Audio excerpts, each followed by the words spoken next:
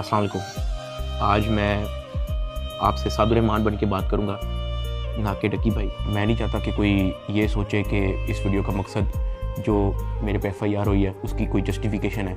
I am simply here to apologise. मेरे किसी भी कंटेंट से अगर आज तक कोई भी नेगेटिवली इम्पैक्ट हुआ है, मैं उस चीज़ के लिए माफ़ी मांगता हूँ। मेरी हमेशा से सिर्फ यही इंटेंशन रही है कि मैं लोगों को एंटरटेन करता रहूँ और कुछ ना कुछ जो है वो मैं नया लाता रहूँ। लेकिन मेरे अनजाने ना अनजाने में अगर मेरे से कोई कंटेंट कभी ऐसा पोस्ट हुआ है जिससे कोई नेगेटिवली इम्पैक्ट हुआ है, या कोई प्रमोशन ऐसी हुई है जिससे कोई नेगेटिवली इम्पैक्ट हुआ है, मैं उस चीज़ के लिए पूरे कौम से माफ़ी मांगता हूँ। Let the court handle.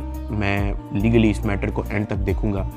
मैं कोर्ट्स के साथ पूरी तरह कोऑपरेट करने को रेडी हूँ और कर रहा हूँ। मैं इदारे के साथ पूरी तरह कोऑपरेट करूँगा और जो भी जज साहब मेरे केस का फ़ैसला लेंगे मैं वो कबूल करूँगा।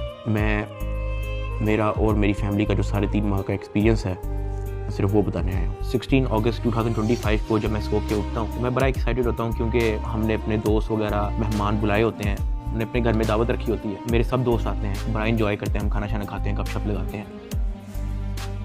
मेहमान चले जाते हैं, उसके बाद मैं और रूब पैकिंग में लग जाते हैं, क्योंकि हमें मलेशियन गवर्नमेंट का एक इवेंट है, उधर से इनवाइट आया होता है कि भाई आप आएँ, हमारे लिए कुछ वीडियोस वगैरह बनाएं। पूरे पाकिस्तान से उन्होंने एक मेल और एक फ़ीमेल को चुना है, जिसके अंदर मेल में उन्होंने मुझे चुना है। बाकी कंट्रीज़ से भी उन्होंने एक मेल एक फ़ीमेल इनवाइट किए हुए थे और मैं बड़ा एक्साइटेड था कि पूरे पाकिस्तान के अंदर से उन्होंने एक बंदा चूज़ करना है और उन्होंने मुझे चुना। मैं बड़ा ऑनर फील कर रहा। हमने बड़ी जल्दबाजी में पैकिंग की, क्योंकि मेहमान आए होते हैं, हमें टाइम नहीं मिलता और मुझे नहीं पता था कि जब हम पैकिंग करके अपने घर से निकलेंगे तो मेरी ज़िंदगी का सबसे मुश्किल वक्त शुरू हो जाएगा। मेरे वहमो गुमान में भी नहीं था कि मेरे साथ क्या होने जा रहा है। हम जब पैकिंग करके सामान गाड़ी में रखते हैं, गाड़ी हमारी एयरपोर्ट की तरफ चल पड़ती है। एयरपोर्ट पहुंचते हैं, हम सामान अपना अनलोड करते हैं। रात के 9 बजे के करीब हमारी फ़्लाइट होती है। हम काउंटर पे जाते हैं और हमें अपना बोर्डिंग पास मिल जाता है। उसके बाद जहाँ पे इमिग्रेशन होनी होती है, जहाँ पे आपके पासपोर्ट पे एग्जिट स्टैंप लगती है, हम जब वहाँ पे पहुँचते हैं तो वो मेरे से पूछते हैं कि आप पे कोई FIR तो नहीं है।